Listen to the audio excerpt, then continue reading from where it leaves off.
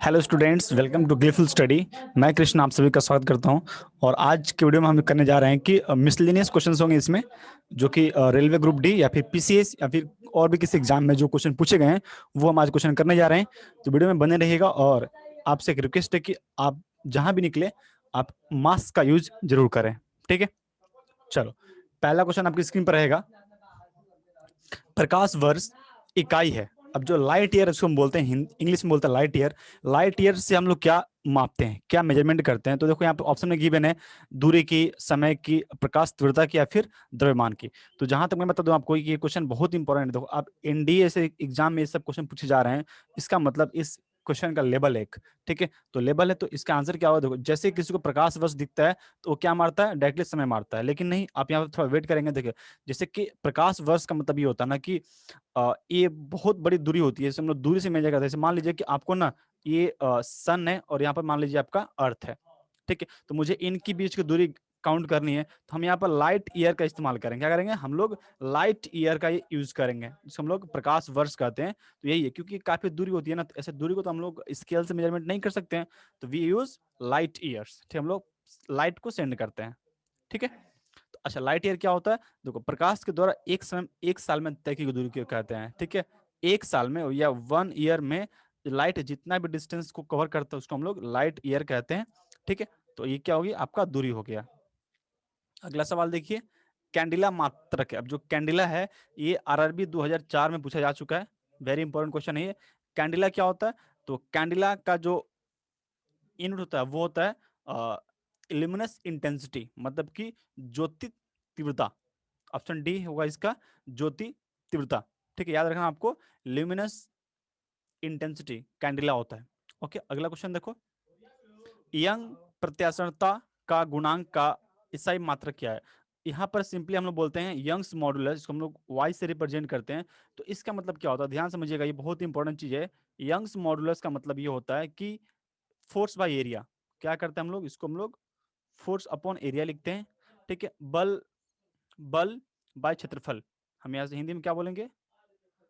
बल बाय क्षेत्रफल। अब यहाँ पर बल का यूनिट क्या होता है? तो वो होता है न्यूटन, और क्षेत्रफल क्या होता है? Metre square.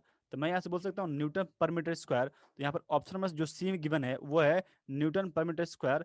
तो ये जो आपका यंग प्रत्यास्थता का गुणांक है ये क्या होता है? Newton per metre square. Option number C is the correct answer.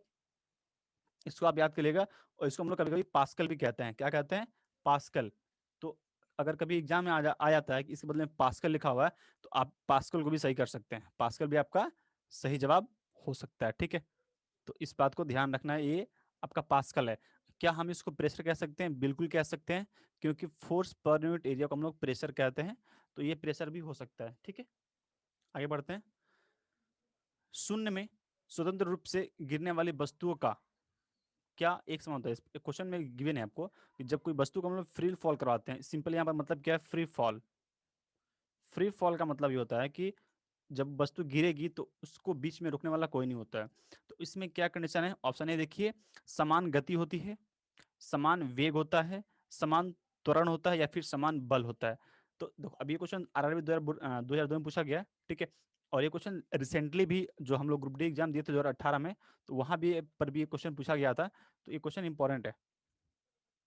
ठीक है, तो यहाँ पर क्या हुआ? देखो हम जब भी कोई हम लोग बॉडी को फ्री फॉल करवाते हैं तो उसके अंदर ना आपका जो जी होता है, जी मतलब क्या होता है? Acceleration due to gravity. हम लोग क्या बोलते हैं इसको? हम लोग acceleration, acceleration due to gravity. ये आपका ना हमेशा कांस्टेंट रहता है। तो मैं यहाँ से एक बात कर सकता हूँ कि जो आपका जो त्वरण है वो कांस्टेंट रहता है। ठीक है, ओके, तो ऑप्शन में सी इसका सही जवाब होगा, त्वरण कांस्टेंट रहता है। अगला क्वेश्चन आपकी स्क्रीन पर देखो, ध्यान से पढ़िए सब क्वेश्चन को। किसी भी स्थिर या गतिशील वस्तु की स्थिति और दिशा में तब तक कोई परिवर्तन नहीं होता है जब तक उस पर कोई बाह्य बल सक्रिय ना हो। ये बहुत ही इंपॉर्टेंट स्टेटमेंट है। और जो लोग भी साइंस पढ़े हैं या फिर जानते हैं, न्यूटन्स के लॉ को पढ़े हैं, तो वो इस बात से पूरी तरह से वाकिफ होंगे कि जब तक किसी वस्तु पर कोई बाहरी बल ना लगाया जाए, चाहे वो वस्तु स्थिर है चाहे गतिशील है, तो उसके अंदर ना बदलाव नहीं आता, उसके दिशा में बदलाव नहीं आता है। तो ये जो है नियम, ये कौन सा नियम होता है? देखो ऑप्शन में ए में दे रखा है न्यूटन की गति का विषयक प्रथम नियम, या फिर द्वितीय, तृतीय, या फिर इसमें से गैलीलियो नियम। तो ये जो आपका नियम है, देखिए अब यहाँ पर कंफ्यूज कर आपको कि गैलीलियो का नाम दे दिया है और न्यूटन दे दिया है। तो मैं आपसे ये बोलूंगा कि आप यहाँ पर ना न्यूटन के प्रथम लॉ में जाएंगे, ठीक है, न्यूटन के आप प्रथम लॉ में ही जाएंगे।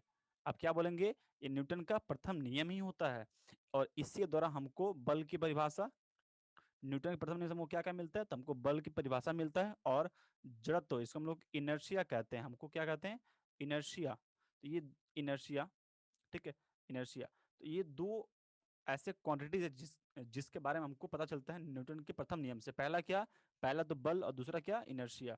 ठीक है, तो आपसे क्वेश्चन पूछ सकता है कि न्यूटन के प्रथम नियम से आपको क्या क्या चीज का परिभाषा मिलता है, तो बोलिएगा बल का और इनर्शिया का। अगला क्वेश्चन आपकी स्क्रीन पर देखो, रॉकेट किस सिद्धांत पर कार्य करता है, जो रॉकेट होता है ना आपका, रॉकेट जो हम लोग रॉकेट लॉन्च करते हैं सैटेलाइट्स के साथ से, तो वो किस सिद्धांत पर काम करता है। ऑप्शन ए ऊर्जा संरक्षण, बर्नौलीज प्रमेय, एवोगैड्रोस परिकल्पना, और संवेग संरक्षण। मतलब यहाँ पर इसको हम इंग्लिश में बोलते हैं लिनियर मोमेंटम कंजर्वेशन, मतलब मोमेंटम ऑफ कंजर्वेशन, ठीक है, इसको बोलेंगे conservation of linear momentum, linear momentum. तो देखो अभी हम जब रॉकेट की बात करते हैं ना, ठीक है, तो जो रॉकेट सिद्धांत पर काम करता है वो काम करता है option D, conservation of linear momentum. ये 2013 में पूछा जा चुका है, ठीक है, और ऐसे सवाल और भी किसी किसी एग्जाम में आते हैं, बट जिस बुक से मैंने क्वेश्चन आपको दिया है, तो उस बुक में यहाँ पर सिर्फ 2003 लिखा था, ठीक है। ये क्वेश्चन बहुत ही जेन्युइन क्वेश्चन है, ये बार बार क्वेश्चन रिपीट होता है। ये देखिए, अश्व मतलब क्या होता है, हॉर्स घोड़ा होता है, यदि एकाएक चलना प्रारंभ कर दे तो अश्वरोही, जो घोड़े पे जो आदमी बैठा होता है, वो गिरने की आशंका का कारण है, वो आदमी गिर सकता है। घोड़े पे बैठा हुआ आदमी जब अचानक घोड़ा चलना शुरू कर देता है, या फिर मान लो आप बाइक पे बैठे हो, कोई पीछे बैठा हुआ है, और जब बाइक अचानक स्टार्ट होती है तो वो व्यक्ति गिर सकता है। तो ये जो गिर सकता है वो क्यों होता है, ऑप्शन में देखो यहाँ पर लिखा हुआ है जड़त्व आघूर्ण, द्रव्यमान का संरक्षण नियम, ऑप्शन सी में लिखा है आपका विश्राम जड़त्व, ऑप्शन डी में लिखा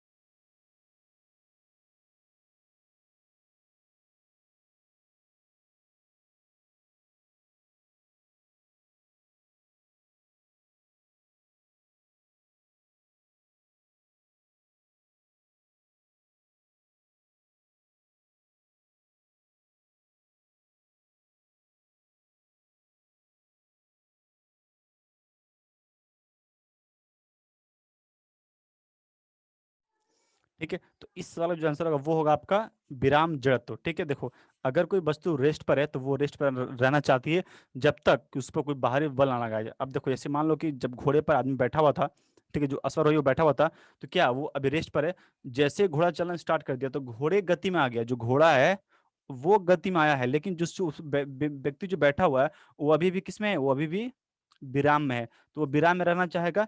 इसीलिए हम यहाँ बोल सकते हैं कि विश्राम जड़त्व या फिर विराम, रेस्ट। ठीक है, इनर्शिया ऑफ रेस्ट की हम यहाँ पर बात करेंगे। ऑप्शन नंबर सी इसका आंसर हो जाएगा। अगला सवाल देखिए, चलती हुई बस जब अचानक ब्रेक लगाती है तो उसमें बैठे हुए यात्री आगे की दिशा में गिरते हैं, इसको किसके द्वारा हम समझ सकते हैं। देखो अब यहाँ पर क्या है, एक बस चल रही है, सब कुछ चल रहा है, मतलब सब सब क्या है, सब मोशन कर रहे हैं, क्या कर रहे हैं, सारे जितने भी हैं बस भी मोशन में है, उसके अंदर जो पैसेंजर्स है वो भी मोशन में है। लेकिन जैसे ही बस को हम रोक देंगे, मतलब बस क्या होगा, मान लो रेस्ट पर आ गया, तो क्या होगा, जो पैसेंजर्स हैं, जो कि आपके जो पैसेंजर्स हैं वो रेस्ट पर नहीं आए हैं, तो वो क्या करेंगे, वो आगे तरफ झुक जाएंगे, वो क्या चलेंगे, वो चले जाएंगे आगे, मतलब आगे झुक जाएंगे। ठीक है, तो इसको हम लोग बोलेंगे, अच्छा यहाँ पर तो ऐसा कुछ दिया नहीं है, तो ये जो बातें होती है वो किस में होती है, वो होती है आपके न्यूटन के प्रथम नियम में होती है। तो हम बोल सकते हैं कि जो भी घटना यहाँ हो रही है वो किस में होगा, न्यूटन के प्रथम लॉ में ये घटनाएं घटित हो रही होंगी। ठीक है, आ रहा समझ में आपको। तो ये जो पूरी जो घटना है वो न्यूटन के फर्स्ट लॉ में होती है, इसीलिए यहाँ पर दिया गया। अगर आपसे पूछता कि इसको हम क्या बोलेंगे, तो हम इसको बोल सकते हैं इनर्शिया ऑफ मोशन। क्या बोलेंगे, हम इसको इनर्शिया ऑफ मोशन से समझ सकते थे, इनर्शिया ऑफ, ये मोशन की बात कर रहा है यहाँ पर। ठीक है, शरीर का वजन, अब देखो ऑप्शन में दे रहा है कि पृथ्वी की सतह पर सभी जगह एक समान होता है। आपको एज्यूम करना क्या होगा, ध्रुव पर अधिक होता है, विषुवत रेखा पर अधिकतम होता है, मैदानों की तुलना में पहाड़ियों पर अधिक होता है। अब देखो यहाँ पर जो भी क्वेश्चन है ना, सबको समझना पड़ेगा कि यहाँ पर जी, देखो आपका जो वजन है वो कैसा होता है, हम लोग क्या बोलते हैं, जो मेरा वेट है वो होता है आपका m/g होता है। जो आपका वेट है वो जी पर डिपेंड करता है, किस पर डिपेंड करता है, जी पर। और यहाँ जी मतलब क्या है, ग्रेविटी है ना, ये आपका ग्रेविटी है। तो इस पर डिपेंड करता है कि जी का मान कितना होगा। तो आप सभी को पता है कि जो अर्थ है ना, वो थोड़ी सी कुछ चपटी इस तरह की है, ठीक है। तो ये जो डिस्टेंस है वो ज्यादा है और ये डिस्टेंस क्या है, कम है। तो इसको हम लोग बोलेंगे ध्रुव, मतलब ये पोल है आपका। तो पोल पर जी का मान अधिक होता है, क्या जी का मान अधिक होता है, ठीक है। क्योंकि यहाँ डिस्टेंस कम है, तो जब डिस्टेंस कम तो जी का मान अधिक हो गया। तो जैसे यहाँ पर जी का मान अधिक हो गया तो क्या होगा, यहाँ पर आपका जो वजन है वो भी क्या होगा, अधिक हो जाएगा। तो ध्रुव पर क्या होगा, अधिकतम होगा, ठीक है। इस क्वेश्चन का आप एक बार क्रॉस चेक कर सकते हो अगर किसी को डाउट है तो। ओके, आगे चलते हैं। क्वेश्चन देखिए, किसी मनुष्य का भार पृथ्वी पर यदि 600 न्यूटन है, मतलब उसका जो भार है पृथ्वी पर, तो अब देखो भार का मतलब क्या होता है, यहाँ पर हमने क्या लिखा है, वेट। अब वेट को क्या लिखते हैं, m/g लिखते हैं।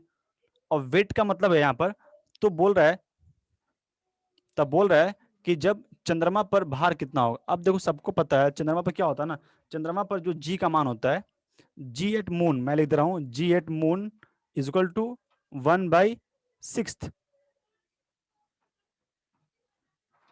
जी एट अर्थ, ठीक है। 600 न्यूटन हो गया, ठीक है। तो भार होगा तो 6 से डिवाइड कर दो, 100।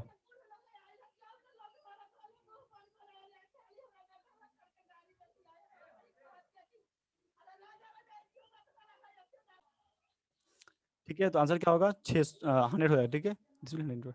ओके, चलो अगला क्वेश्चन देखिए यहाँ पर। एक अंतरिक्ष यात्री पृथ्वी तल की तुलना में चंद्रमा तल पर अधिक छलांग लगा सकता है, क्योंकि, अब देखो अब बात करेंगे यहाँ पर हम लोग मून का एटमॉस्फेयर के बारे में, ठीक है। आपको पता है कि मून का जो एटमॉस्फेयर है वहां पर जी का मान अर्थ की तुलना में 6 गुना कम होता है, ठीक है। तो चंद्रमा तल पर गुरुत्वाकर्षण का बल पृथ्वी की तुलना में क्या था, अल्प होता है, इसीलिए हम यहाँ पर ज्यादा छलांग लगा सकते हैं, ठीक है। वहां पर जो आपकी जो ग्रेविटी है बहुत ही कम होती है, बहुत ही कम होती है, इसीलिए यहाँ पर हम लोग लंबी छलांग लगा सकते हैं। अगला सवाल देखिए, 1 किलोग्राम का मतलब क्या है यहाँ पर, ठीक है। 1 किलोग्राम राशि का वजन कितना होता है, 1 किलोग्राम, देखो तो वजन पूछा है मतलब वेट पूछा है, वेट क्या होता है, m/g होता है। अच्छा, m का मतलब यहाँ 1 है, 1 kg मल्टीप्लाई जी, जी का मान कितना होता है, देखो 9.8 भी हो सकता है और आपका 10 भी हो सकता है। बट यहाँ पर आपको एग्जैक्टली में 9.8 लिखना होता है, 9.8 लिखना होता है। तो यहाँ पर 9.8 लिखो, तो आपका 9.8 न्यूटन हो गया। तो आंसर क्या होगा, 9.8 न्यूटन, 10 मत लिखना।